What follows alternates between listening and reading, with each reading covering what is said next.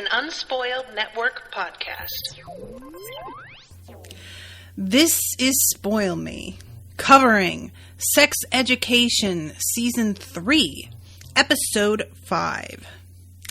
In this episode, the gang goes to France, and honestly, nothing on this trip went the way that I expected at all, and I am feeling really anxious about the direction of some of our character storylines now because I don't know what we're doing, and I'm worried, guys. Welcome to Spoil Me.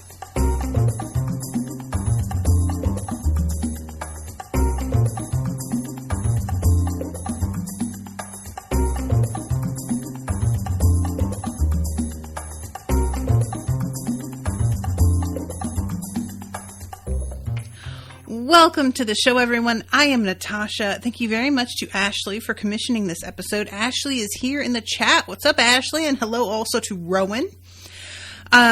So this episode was really good.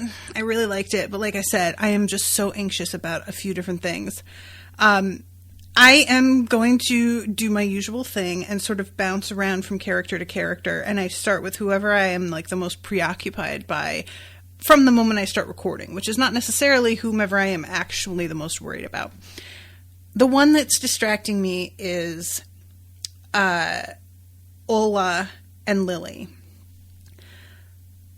What bothers me about this is that it feels like Lily is deliberately not understanding what Ola is trying to say.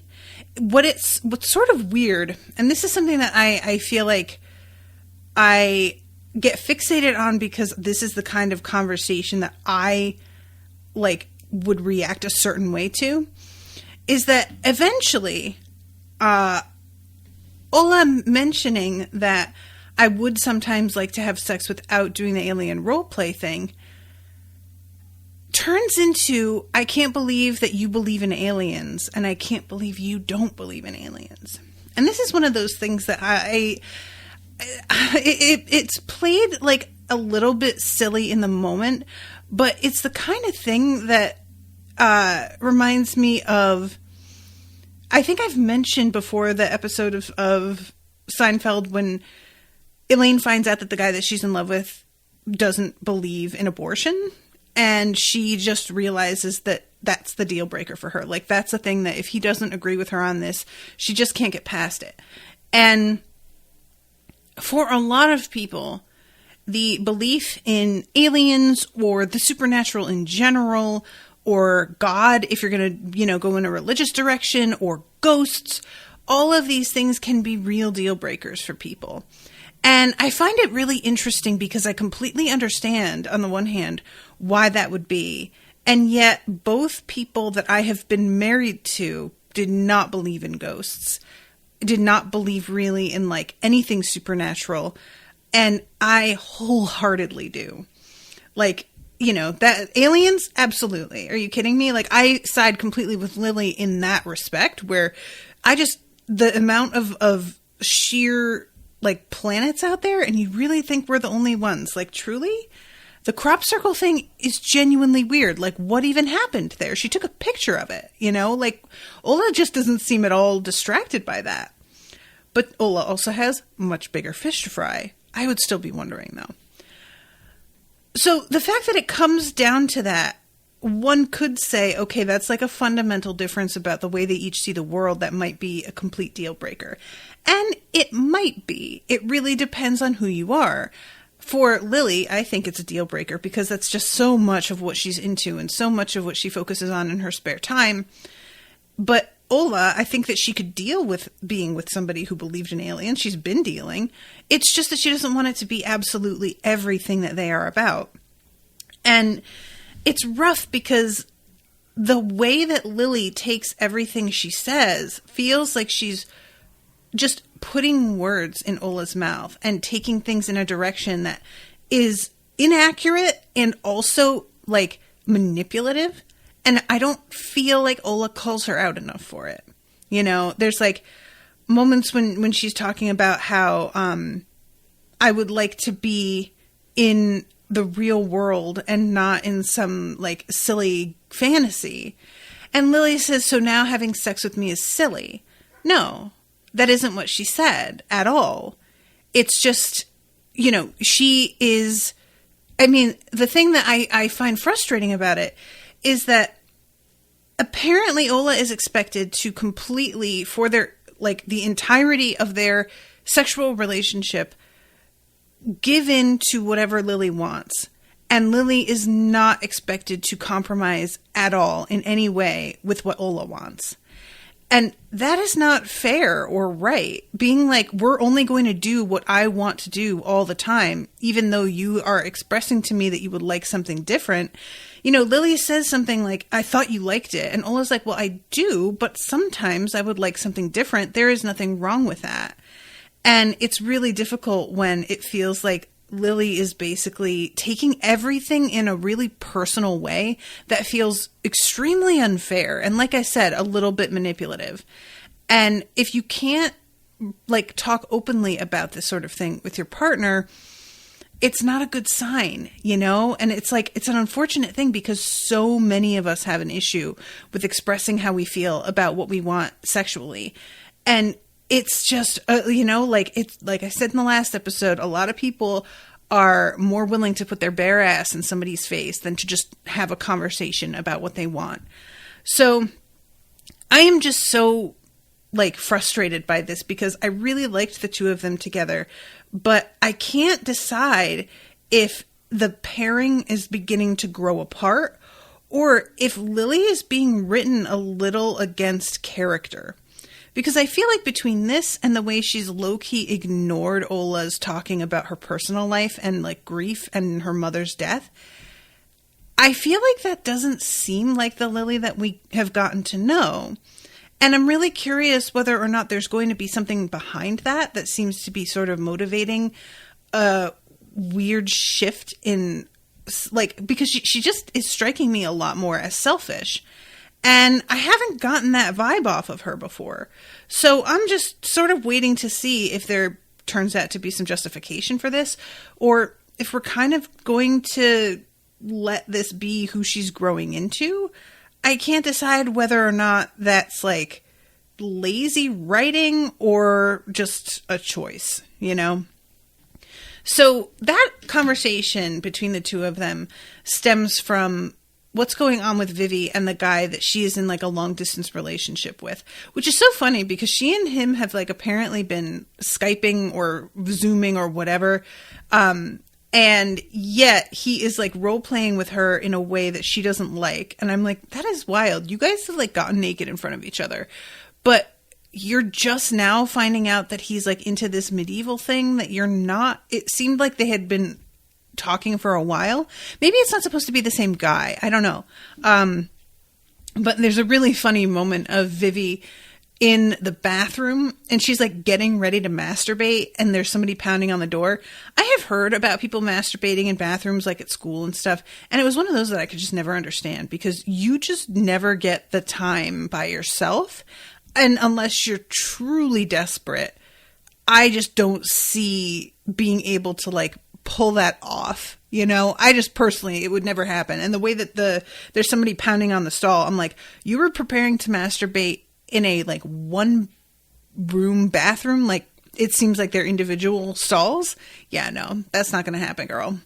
But yeah, he is like doing this whole medieval role play thing and she is not into it at all. And he's using like this very flowery, silly language about her. He calls her vagina a lady flower. And I love when she like walks out and she's looking at her phone and she just says, fuck.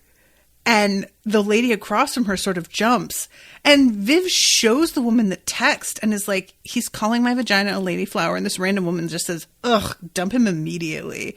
That was pretty funny. I don't entirely agree, but I am also like, I don't like those kinds of euphemisms, you know? It can be done. I'm not saying like you can't pull it off full stop, but it's really tricky and it tends to be super corny and done in a way that feels like you're immature, you know? So eventually Viv opens up to him about what she really wants. And there's a moment there, and this is like a running theme in this episode, is getting a text or sending a text and waiting for a reply, and then getting the bubble with the 3 dots and then the bubble disappearing. And everybody knows that feeling. You know, it doesn't even have to be about relationships. If you're having like a kind of intense conversation with anybody and you get the bubble and then it disappears, sometimes it means that they're typing a lot. And if it's a long enough paragraph, those bubbles disappear, and then like 2 seconds later, you're suddenly going to get this giant wall of text. But sometimes it means that they started replying and then they didn't know what to say and they stopped. Or it can mean that you are butt dialing somebody. I've had that happen where somebody was like, are you ever going to like finish typing? And it was just, I accidentally like pressed Z and then left the messenger app, and then realized that they were just sitting there waiting, thinking that I was typing. But yeah, that's a recurring thing. And Vivi has a moment of thinking that he isn't going to be into it because his like little dot bubble disappears. But then like she gives it a few minutes and she gets a longer response, and he is saying like, oh no, I'm into that too. But could we still do it in like a field? Like he's trying to compromise with her about the fantasy that they're playing. And I thought that that was a good direction to go in. Again, that's the two of them figuring out a middle ground, which Lily just doesn't seem willing to do. Ashleigh's in the chat. She says, Lily feels very immature to me. If you're having sex, you need to be mature enough to have an open and honest conversation and be able to compromise with your partner. And I just don't think she's mature enough to be having sex, in my opinion. I could see that. I mean, this is one of those things where, like, the mature enough to be having sex is always, like, such a question, you know? Like, in my opinion, this is how you figure it out, is by doing it. But there is an aspect of it, like, you're, like what I said, you're willing to do something that's very vulnerable, but you aren't willing to make yourself vulnerable in another way. And you've got to figure that out, you know? But yeah, I just feel like between the way that she reacted to this and the way that she reacted to Ola trying to share genuine, like, intense adult problems that she's going through. Her mother died. Her father is having her move in with a woman who previously, like, cheated on him. It's a lot. And Lily just doesn't seem to really care. That's what it comes down to for me. I don't feel like she cares about Ola, really. And there were a couple moments in this episode where I sort of wondered if there was going to be like a bit of a thing between Ola and Vivi. And personally, I don't want that because I am frustrated with Vivi. While she gets a little bit more this episode in terms of like interesting character stuff that doesn't have to do with being head girl, I feel like we still haven't seen her. She says something to Jackson about, because he says, Hope is using you. And she says, yeah, and I'm using her. That's the way the world works. And while that's true, she doesn't seem to appreciate the effect that has. Like, there is, to a point, a great deal of truth in that. But there are consequences to living that way and behaving that way. And she just doesn't seem to think that she should have to deal with the consequences because she is doing something that's like rational and smart long term. And it's sort of, you know, you have to have this moment of like, well, rational and smart for what long term? For your resume, for a college application, but not for friendships, not for human relationships. And if that's not your priority, then okay. But acknowledge that that's something that you're doing. So, okay. Let's talk about like the set piece for most of this episode. Raheem is using the bathroom on the bus and the toilet gets clogged. And in a panic, what this dude decides to do, and I've got to say, I love that he's the one dealing with this horrific, embarrassing moment because of the fact that Raheem has felt so elevated for so much of this show. He has just felt very above it all. And for him to be brought down to this level, there is something like extra funny about it. It's just, he's been the guy who has this sort of advanced way of thinking about things that really made Eric stop and think a couple times. He writes poetry and reads books that are a little bit more esoteric. And then here he is reaching into the toilet with a sock covering his hand, which truly, look, in this situation, I'm trying to think what I would have done, because the key thing for me is that the toilet overflows. We see water pouring onto the floor. To a point, there's just like no hiding that. You're on a bus. It's going to leak into the corridor. And that sort of changes the game. If you just clog the toilet, then you can go out there and be like, oh, I don't know. Oh, I didn't see anything. Who knows? Or you could see if there is a plunger, or you could do a lot of things. But once it begins to overflow, you're in like emergency embarrassing area, And the choice to literally reach into the toilet and grab your own shit, that is not even something that would have entered my mind. Not even on the list of options. Truly, I didn't get what he was doing. I thought at first he was covering his hand with the sock to just reach in there and sort of shake his hand back and forth to unclog whatever had stopped it up. But then the camera goes and comes back and there's clearly something in the sock. And I was like, oh my God, wait, he's using the sock like a dog poo bag when you take a dog to walk, And one, that sock, sir, is not doing anything for you. You have just reached into a bowl of shit and water. That sock is not helping. It is pointless. The reason that the sock has to play into this is because that's the way that Adam finds out later that he is the one who did it. So I completely understand the premise of that in terms of the way the story winds up going. But as far as using a sock and giving yourself the illusion that that's like protecting you and keeping you cleaner somehow, or that makes it any different that you're chucking a chunk of shit out the window, I don't think so. And he looks around too with this sock, and there's apparently no garbage can in there. Or maybe he just doesn't want to drop it in the garbage can. But to be frank, why not?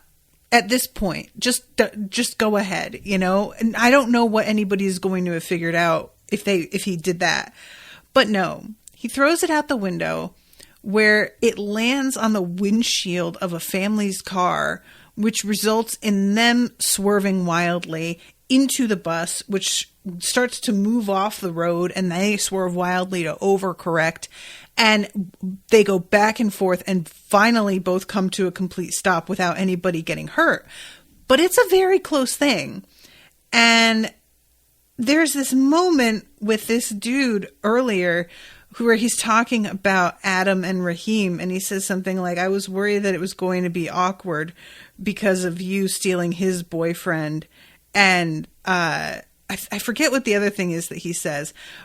And then there's a long silence, and he's like, I thought saying it out loud would help with the tension, but it really didn't. And Adam says, I didn't steal your boyfriend. And Raheem says, that's exactly what you did, actually. It's an interesting thing, because I was thinking about this the other day. The concept of stealing a significant other from someone else. And I am not saying that I don't think that ever happens. But most of the time, the steal verb is assigned to the other party as if the person who got stolen had no say in it. And or the person that they were seeing initially had nothing to do with their decision. And it's just it's just so possessive in a way that's actually really passive that it's sort of confusing, But I just mostly, if you really care about somebody, they cannot be stolen from you. That's not how that works. If they are not getting what they need from you and they are getting that from somebody else, that's called something different, which is they left you for someone else. But the idea that like, oh, so-and-so came in and stole my boyfriend. Did they? Or like, and again, like I said, I'm not saying that never happens, because there are people out there who are just really malicious and they're like, oh, this girl I don't like is dating this guy. I know what I'm going to do. I am going to fuck things up for them by seducing him just because I don't like her and I just want to be a dick. I have seen that in action. That's a real thing. So I'm not trying to say this never happens. But in the case of Adam and Raheem, it just doesn't seem like Raheem is willing to like look at the fact that he and Eric don't have the kind of strong bond that Eric has with Adam. And I don't know if it's just because he hasn't seen that in action or what.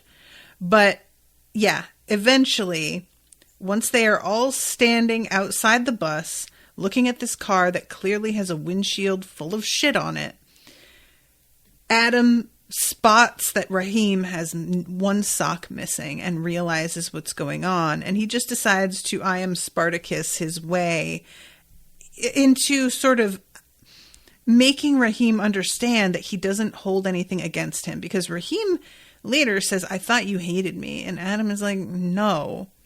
And it's always interesting to me with the, I thought you hated me. So many people, if you take away the antagonism that they think is coming from the other person, it turns out they don't actually dislike that person. It's just that they were reacting as if that person felt a certain way, if that makes sense. So, in this example, Raheem is looking at Adam a certain way because he thinks Adam hates him.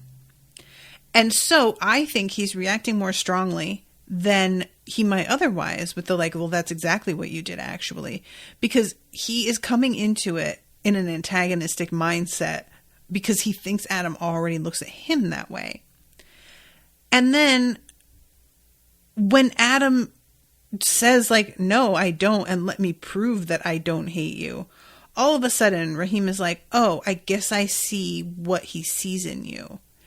And it's just an interesting thing that I don't feel enough of us pay attention to. The way that we think somebody is looking at us influences our reaction to them so much. And frankly, most of the time, the way we think somebody is seeing us isn't true or accurate. That's what I think is so like upsetting in a lot of ways about the human experience, is letting things that are made up in your mind influence the way that you interact with the world at large. And everybody is guilty of it. I am guilty, and everybody is.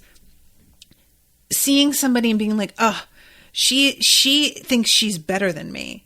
And you develop this whole complex about this person because you think she thinks a thing. You don't know that she thinks that thing. You have decided that she thinks that thing based on some, various like maybe small conversations or the way she carries herself or whatever. And then all of a sudden there's this whole situation that's been born that is based on very flimsy evidence, but it has cemented in your mind. And now seeing them a different way is almost impossible. And it's wild. This is something that if you go to therapy, a lot of therapists will sort of challenge because you don't realize how much you're doing it. The moments of, well, she's like XYZ. So, and the therapist will be like, okay, well, why do you think that?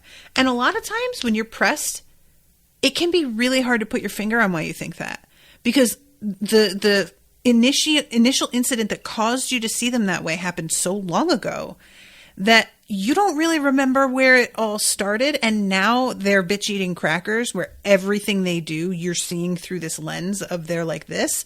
And there's no way for them to get out of it. And it's just a really like, our minds can be such a trap.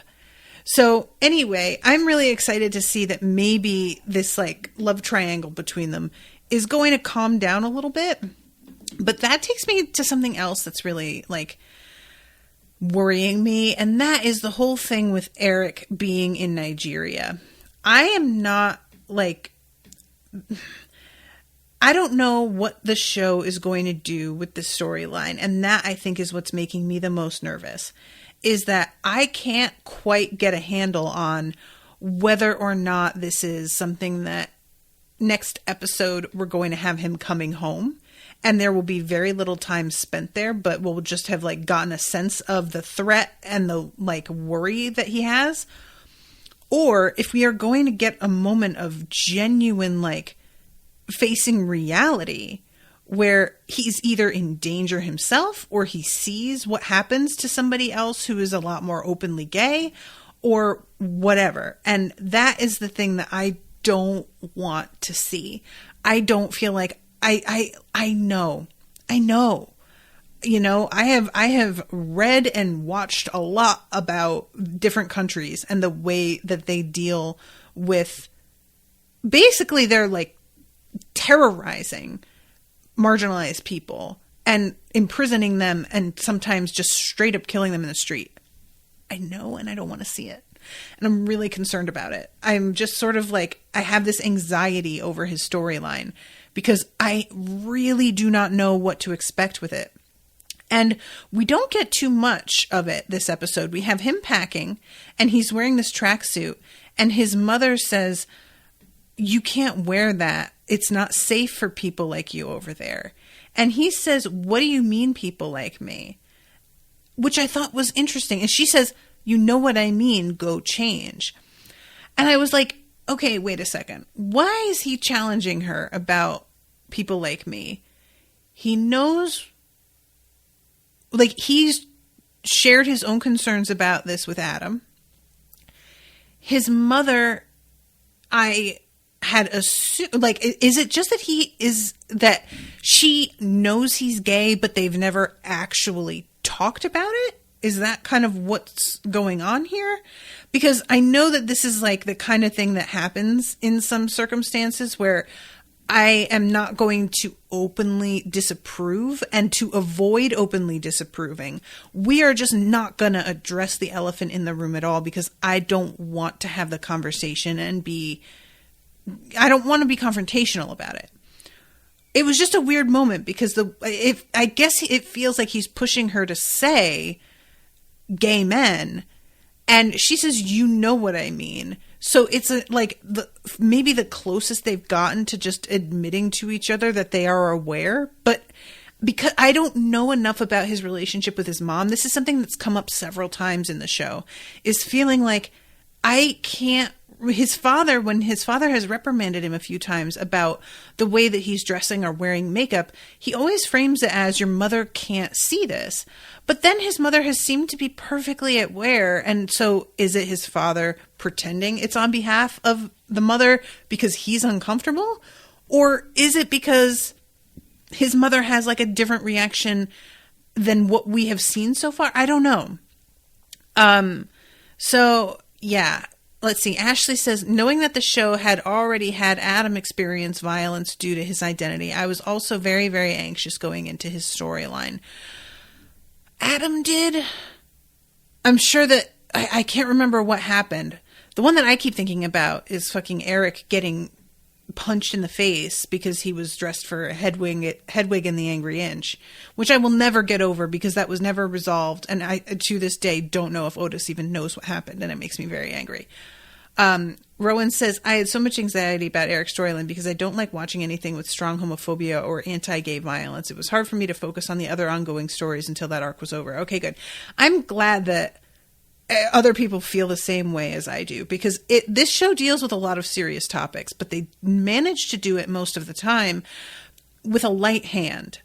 And this feels like we're like beginning to verge into territory that's a lot more intense in a way that we don't tend to see that often. And I am just sort of like, I don't want to do it, you know? Oh, Ashleigh says, sorry, I meant Eric. Okay, cool. I thought that maybe there was something with Adam that I had forgotten. I started the show a while back, so there's plenty of stuff that I'm sure I have forgotten. But yeah, I am just still very angry about that whole thing with Eric. And me and Rashawn were talking about it the other day, and I was just like, I don't think I'm ever going to get over the fact that they handled, again, they handle things with a light hand. And the one time that they really went hard with it, with him suffering physical violence, I don't think they handled it well at all. They never really have him have that conversation with Otis. I felt deeply unsatisfied by that storyline. So this, for me, I feel like you don't get to do this now, if that's what they're doing, when you handle the last thing so badly. So we'll just have to wait and see. We will have to wait and see. Okay, that's what's going on with Eric, and we have the end of the episode where Adam sends him a text saying he misses him, and we get the bubble that disappears. And in that case, it seems like Eric just straight up didn't respond, which it's a weird moment because we saw Eric pack the photo of him and Adam together, and I felt like that was a bad move. I get wanting to do it, and I'm sure I understand why he thinks it's probably safe to do, because he believes that he's going to a family's home where he's safe and nobody is going to look through his stuff. But just considering the risk, I would not. And that's me and my anxiety. But I had a real moment with that of like, oh God, I don't know, man. Just don't pack anything. And it's not like they're making out in the photo or anything. You could just say that you're friends, but nobody's going to really buy that, you know?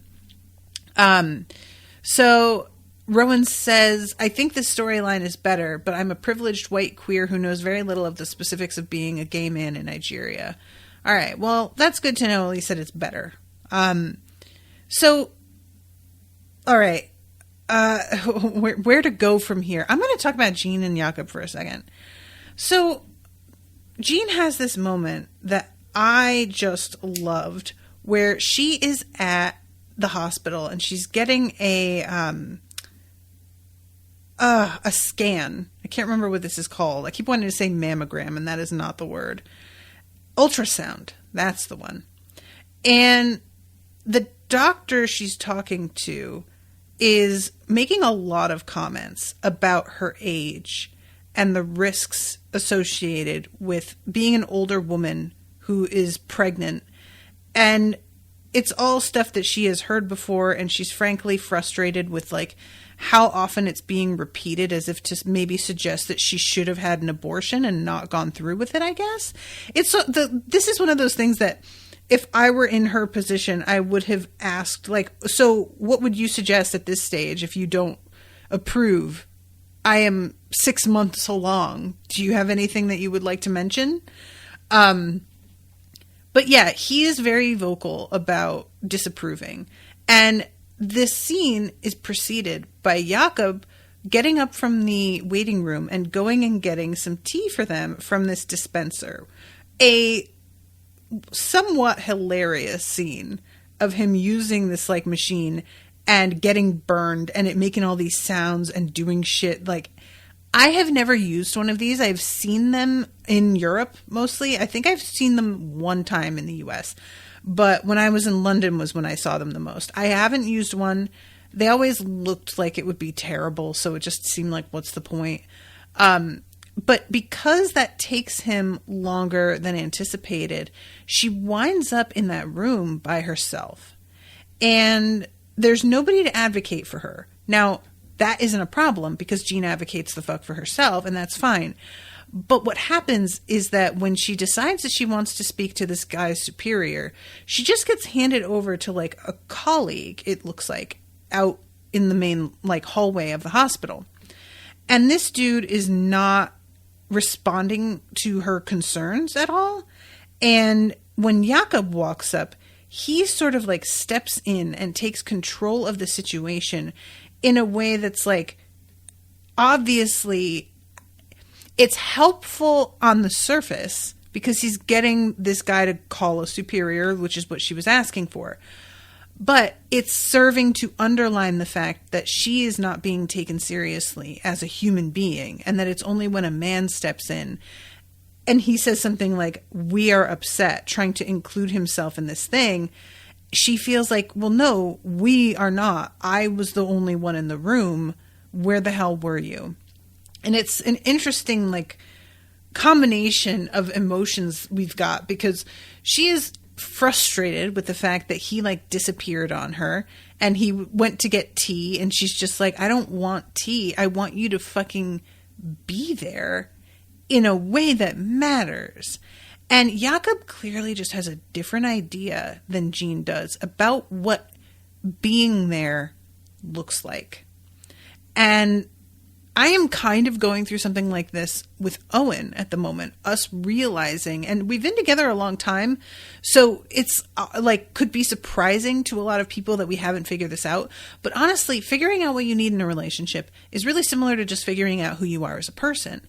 And you grow to learn that some of the emotional responses you have to certain behaviors, your responses might feel irrational, but it's because whatever just happened is tied to a bigger issue that you are having trouble articulating.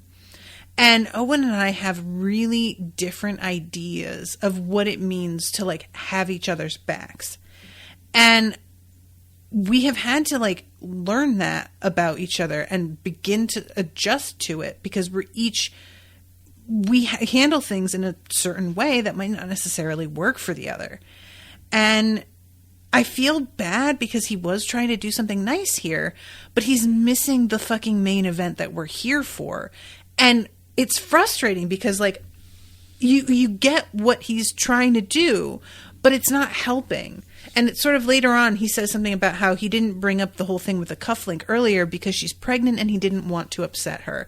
And it's like, I mean, okay, maybe I get that, like, in theory, but you were going to just wait until after the baby came and then bring it up? Was that going to be better? Like, he's not thinking it through. And her frustration at being openly disapproved of by a medical professional and then ignored until her husband, and I put him in quotes because obviously they're not married, but, like, that's the appearance of the moment, shows up, is so infuriating, and it's so relatable. The whole idea of women who are either belittled, not believed, or dismissed by doctors, that is a very real problem. It's a real problem for women in general, and for women of color, it is, like, exponentially higher. So, yeah. So this scene, they go outside after this, and she's worked up, understandably, and they run into the dude that she had been sleeping with. I think the guy who called her mom a couple times. And he's really young and he's cute. But it's the first time that Jakob has seen one of the guys that she had been hooking up with. Which is really, I hadn't stopped to think about. You know, it's the sort of thing that I truly don't care about my partner's old, like, sexual partners in so far as who they were or what they got up to. It's never been something that really bothered me. But then when I meet one of them, it will suddenly, like, make me go, oh, huh. Because sometimes you realize that you had an image in your mind of what their partners look like or are like. And then you meet somebody and you're like, wow, that is not what I expected at all. You know, I've had that a couple times with girls that Owen have dated, and I've met them because, you know, he's in his hometown here. So he's around a lot of the people that he dated in high school and college. And I've more than once been like, oh, okay. Like, she's cute, but she's just not what I was expecting. For Jakob, it's more, wait, this dude, you know, he has that moment that usually is a moment reserved for women, especially in media, but I think in real life also, where a guy has slept with somebody much younger, because that tends to be what we see portrayed mostly. And a woman is sort of like side-eyeing him for hooking up with somebody who's a lot younger for either reasons of just, are you a fuckboy? Is that why you're going after a girl that's, like, clearly much younger than you? Or is it could be also framed as, well, now I'm feeling self-conscious because apparently you can pull super hot young women, and I'm older, and now I feel a bit self-conscious about everything. And with Jakob, he's already concerned about whether or not he can trust her. So when she runs into this dude, and this guy asks whether or not it's his, Jakob leaps to a conclusion that you must have seen him fairly recently if he was concerned it was his. So that means that with this whole thing with finding the cufflink, I am more worried than I even was. I found the cufflink and it bothered me, but I was willing to let it go. And then this guy who seems genuinely to think it's a possibility that you're carrying his child turns up. And now I'm going, hold on a second. What if it is? And it sort of surprised me because this guy we haven't seen since season 1, I think. I think. So that's 2 years ago in terms of the way the show's timeline is set up, because we have a new school year each year.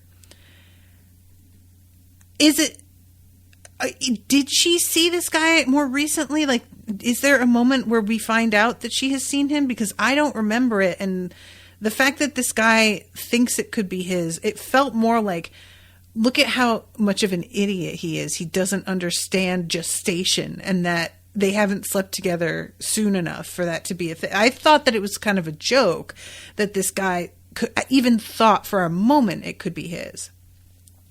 But she doesn't contradict him. She doesn't say, like, Mark, we haven't slept together for 2 years. How could this be your kid? And that made me sort of stop and go, wait, why isn't she contradicting him? And then Jakob brings this up in the car and is genuinely like, how do I know it's mine?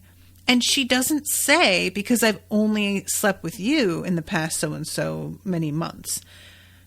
So does it mean that while they were split up that she did sleep with somebody else? And if so, how does she know it's Jakob's? Because she's jumped to the conclusion that it is if she was sleeping with somebody else. So the whole way that she responded to this, I really felt away initially. And then I was like, she hasn't actually answered any of his concerns. So I kind of can't blame him for wondering what the fuck to think, you know? So he requests a paternity test.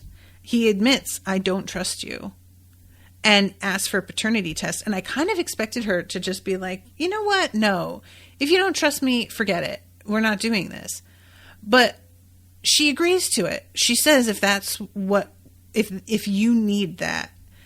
And I respect that. I think that she should, because again, I don't really know what's going on with her here. But because I was going into the scene thinking that I knew for sure she hadn't slept with that guy, I was waiting for a kind of like outrage over it that we don't get, which makes me think like maybe there's something, I don't know. It's just a weird moment of her not speaking to the actual issue. And that, again, we're having a moment of, okay, is that because there's something I don't know? Or is that like kind of lazy writing because the show doesn't want to address the specifics of the issue in order to put it to bed? And even if she denied it and said we haven't slept together in like 2 years, he could not believe her. And that is an option for the dialogue. You know, she's insisting, he thinks that it might be his because he's a moron. You saw that he's a moron. No, there's no possibility.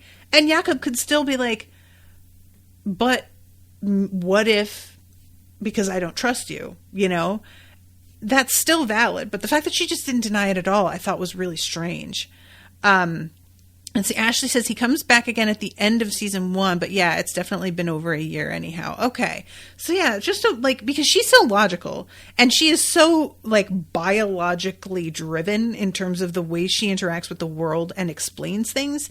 The fact that she didn't immediately jump to that was weird. It doesn't make sense, but whatever. So she's going to have the paternity test, and we're going to see how this all goes down once Jakob knows it's his.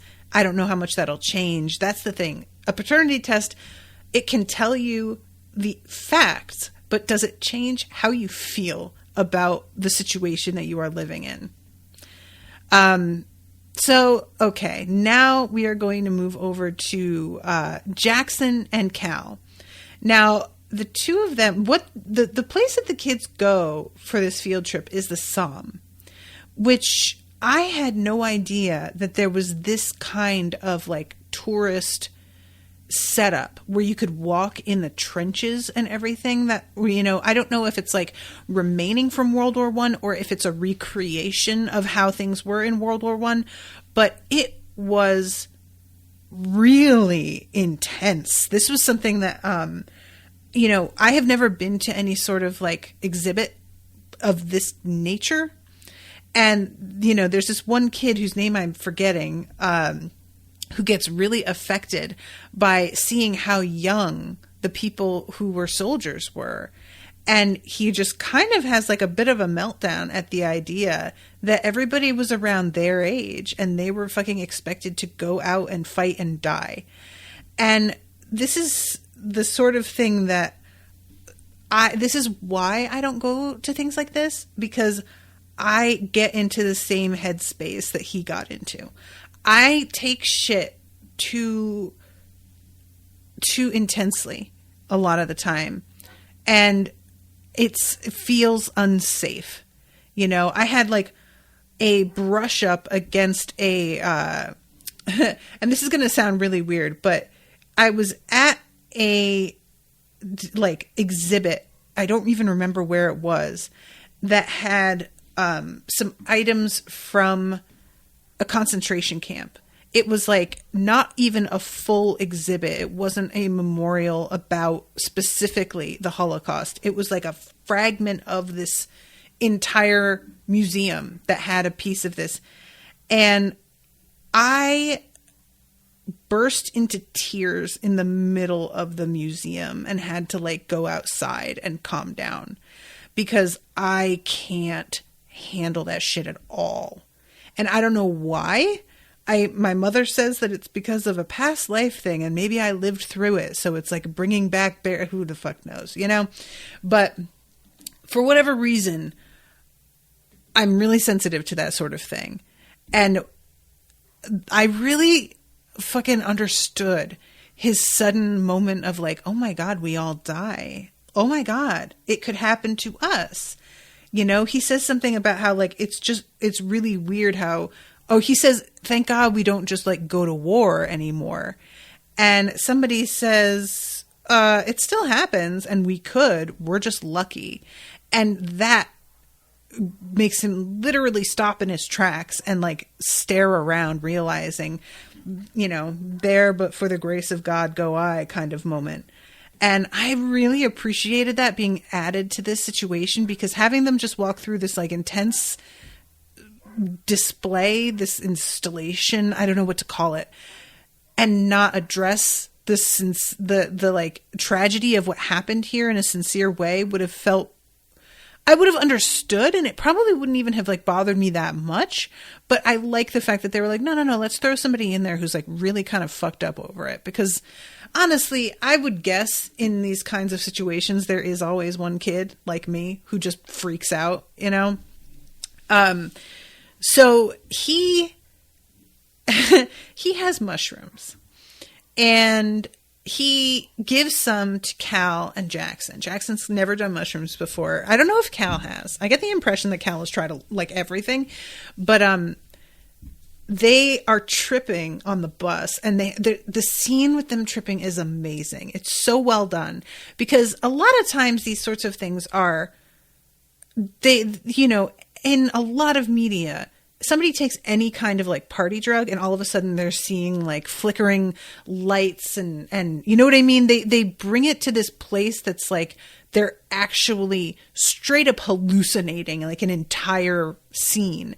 And while that can happen, a lot of these drugs, you have to take a lot for that to be how it would work.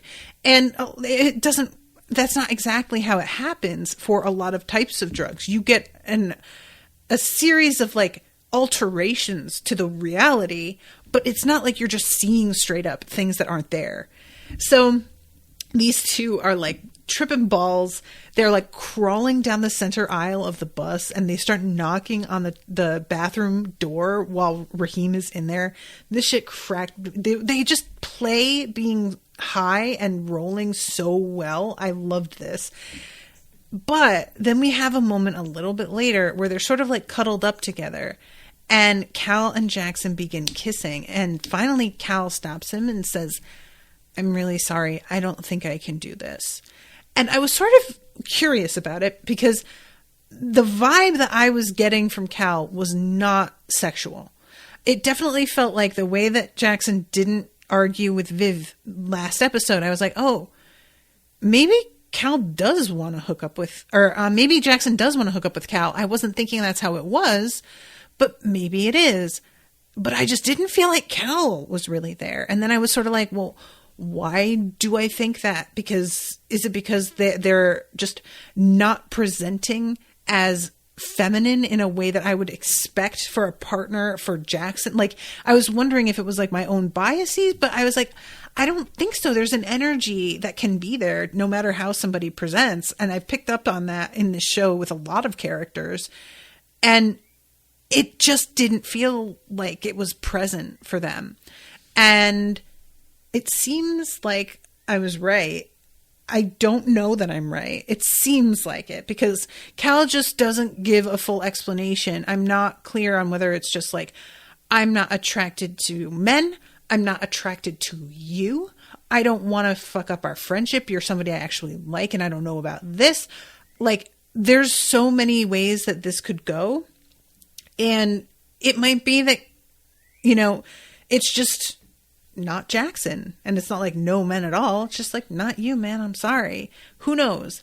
But I'm kind of gratified that Cal pulls away in this way because I am not interested in a sexual relationship between the two of them. I really do want it to stay platonic just because I like seeing that.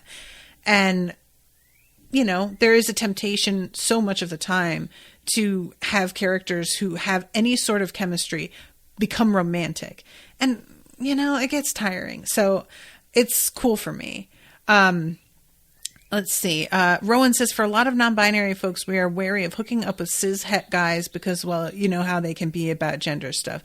Yeah, that makes sense. They're just like a danger, you know, especially like Jackson is handling the fact that Cal is using they, them pronouns and like is non-binary.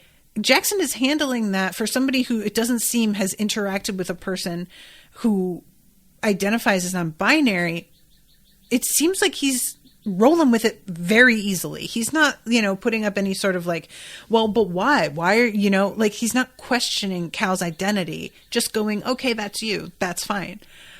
But it's a lot easier for a lot of people to handle that when it's a platonic relationship. Once it starts to get sexual, then it can be really muddled and people can be weird about it. So I could see just like, I don't really want to bring that into our relationship as a factor at all, because that's going to take everything in a direction where I don't even want to have this discussion. I don't want to do it. Because it just sounds like a lot of labor, you know, it really does. This is one of the privileges of being like cis-het is I don't have to explain shit over and over and try and justify who I am. You know, it just sounds so tiring. So everybody who is not cis-het, you got my sympathy on that, because that sounds like it's a drag. So yeah, the theme honestly of this episode is like being rejected. Honestly, in a lot of ways, like it's not consistently, because we have the moment where what's his face, he proposes to the other teacher. These two are really like having a bit of a time this episode, but she says no to getting married, but she does say yes to moving in. So it's like a compromise again. Same thing as with Viv and her long distance boyfriend. But there is like a fair amount of rejection, or at least like, I'm holding you at arm's length for now. Oh, that's true. Ashleigh says Jackson does have two mums, so it's possible he has people in his life through them that are trans or non-binary. I forgot he has two mums, so thank you, Ashleigh. I completely forgot about that. It's like I know it in my head in a vague way, but I didn't stop to think about that in the context of how he would be with Cal. So, okay, now we have to talk, I'm like almost at the end, about Otis and Maeve. They get left behind at this rest stop. That was so funny. I was waiting for people to be left behind, but the first time that I expected it to happen was after the whole thing with the poop. And I figured that that was going to be because everybody's just kind of keyed up. Or maybe that was the same place. There was another spot where they stopped, and I thought somebody would be left behind. But it's later on, and the reason why is because when the teacher does a head count, there's two random tourists that got on the bus and sat because they don't seem to know where they're going. And that cracked me up. Because I was like, yeah, he did a head count. What the hell? And then these two are just sitting there placidly, not aware of anything that's going on, not questioning the fact that there's all kids on this bus other than them. That was a good bit. That's a fucking moment in Home Alone, which, as many of you know, is one of my favorite movies of all time. So yeah, this forces Maeve and Otis to have a conversation. And it's the only way that this probably would have happened. So she tells him that Rowan says, where did those tourists come from? They must have gotten to the rest stop somehow. Yeah, I'm assuming that they just got on the wrong bus and that the bus they came on had already left. And they were just like, well, whatever, a bus is a bus. I don't know. You know what I mean? Or maybe they didn't even notice it had already left. Maybe it was still there and they just got on the wrong one. But yeah, so Maeve tells Otis about what happened with the voicemail. Because he initially is like, why are we bringing this up now? It was bad enough that you just ignored it. And she's like, I didn't ignore it. I never heard it. And that, of course, changes the whole shape of things. And she asks him, what did it say? And what I really liked is that Otis walks away from her and tells her what he said in the voicemail with his back to her in the way that he sort of advised Adam to do. I really the show likes to take things that are advised and bring them back around again in a moment. And that just, I don't know, I liked it. And he tells her the truth and she's like, did you mean it? And he's like, of course I meant it. What? And they wind up kissing just as the bus comes back for them. And Ruby sees them kissing, and it's this really awful moment because Otis knows how much he hurt her, and doing kissing Maeve immediately after they break up, it's so a cherry on top of the hurt sundae. You know, I just really felt for Ruby in this moment as well, because dumping him was the right thing to do, but of course dumping somebody doesn't mean you just stop caring about them. And at one point he says something about how I think how Ruby hates him, and Ruby says it would be a lot easier if I hated you, actually, which is exactly how it is. There is nothing like a breakup, because you sometimes you can turn a corner and hate somebody, but it usually isn't the only emotion. It's usually, if there is hate, it's mixed with a bunch of other messy shit. So Maeve, once they get back, she says to him, I need to sort my head out. Can we talk about what happened between us tomorrow? And I'm extremely curious where she's going to land, because I genuinely don't know. I appreciate that Isaac admitted things to her and that their hooking up was after he confessed everything and she processed it and decided to forgive him. Forgiving is not easy for Maeve. So that feels like a big step forward for her. But obviously the way things are going between her and Otis, it feels like You guys have got to actually date and give each other a real shot and get it out of your system. If you're not for each other, then you're not meant to be with each other. That's fine. But clearly you're both still hung up and you need to give this a try, at least a try. However, I don't see how she does that and doesn't hurt Isaac. And I kind of don't want her to. I've grown to like him enough that it would bother me. But, you know, maybe this is the consequence that he's going to reap for doing what he did. So yeah, we'll see how that goes. Cause it's very clear, like Otis wants this. He wants this, like, and is trying to pursue it right away. So we'll see. And then the last thing that I wanted to mention is I was right about Amy paying for Maeve's trip. And Maeve doesn't react well. And I knew that if she found out, it was going to be like this. And it makes sense that Amy wouldn't understand. This is the thing about privilege. When you have it, it's easy to be frustrated with somebody who doesn't seem to be like taking things in stride because you don't get that you have it. It's that's part of the issue with privilege is like, all the advantages you have from that privilege are invisible to you until they are specifically pointed out. And even then, you won't believe it a lot of the time. Amy wanted to do a nice thing, and I completely love her for that. I've loved Amy, you guys know.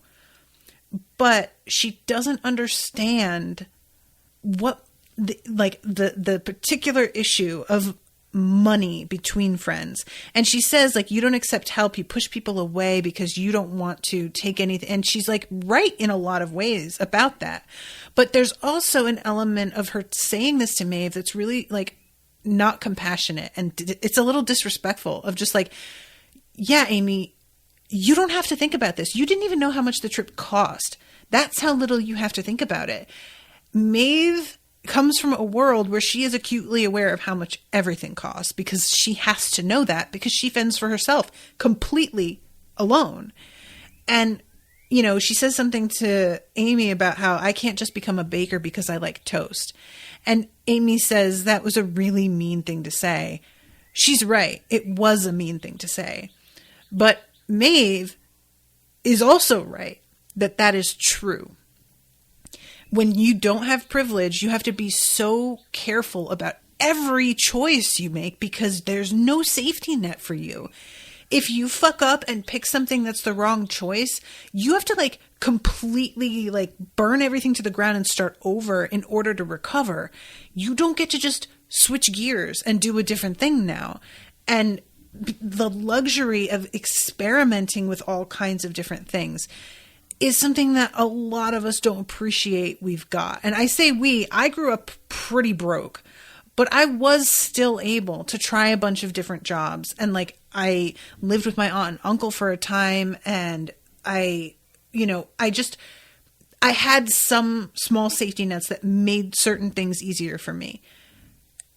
Even so, I still have so much trouble accepting help from friends. And I have a friend who loaned me money for medical reasons a few years ago, and they've recently just been like, you don't have to pay me back. We're family. I don't want that. And on the one hand, I can't pay them back, and like, not now, but I really hate just saying I'm taking it without paying you back. I hate it. And it's just there when money has been at the forefront of how you live, because you're always constantly aware of it, there is a pressure that comes with it that people who don't have to think about it can't understand. They physically can't understand. I don't think that Amy is stupid. It's just what happens. She says money isn't important to me. Of course it's not. You have it. That's what happens. Things become unimportant when you can take them for granted, when you don't need to worry about it. It's like, oh, well, my health isn't that important to me. Yeah, because you're healthy, and they wind up having this fight going back and forth where she just yells at Maeve about the mistakes she's going to make. Amy's aware Maeve is still into Otis too, and clearly Maeve doesn't really like the fact that Amy can see that. Amy hasn't dumped her boyfriend despite not wanting to sleep with him anymore and clearly just having she has this issue from her assault, and she needs to be single and deal with that. And she doesn't want to break his heart because he's a sweet guy. They're both right.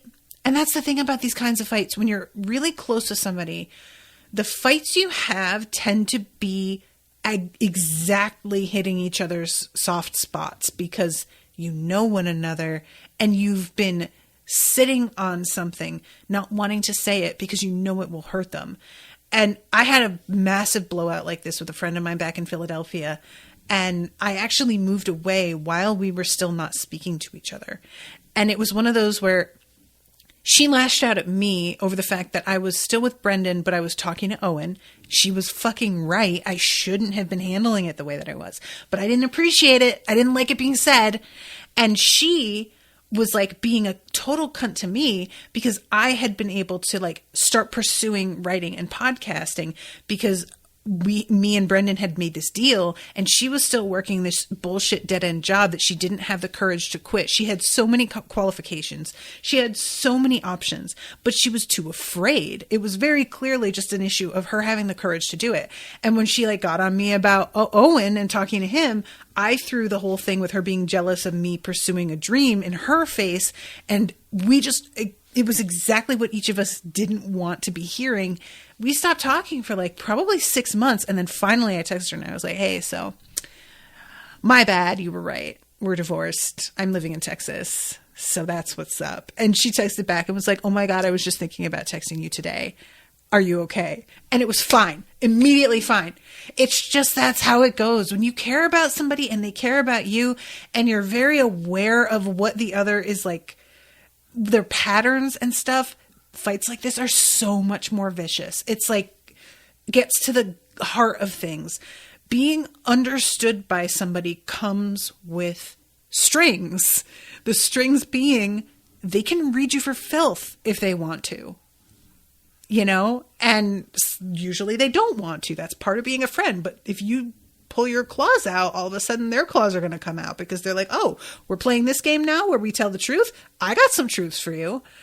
I hate it. I want them to be friends again. I hate the fact that Maeve is still not like talking to Amy. Amy offers her a ride home and Maeve won't take it. Like, this just bums me out. And I really hope that Maeve realizes the truth behind everything Amy is saying and gets over it. Amy has the resources. Let her help you.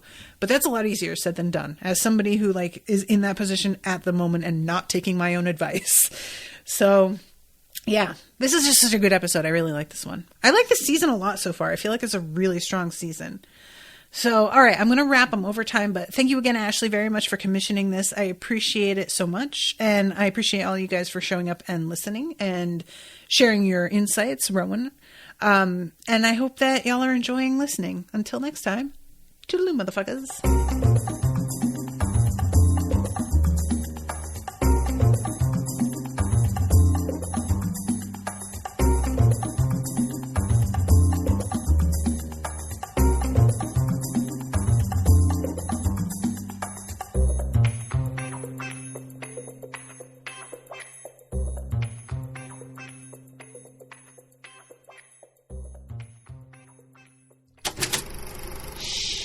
That was an Unspoiled Network podcast.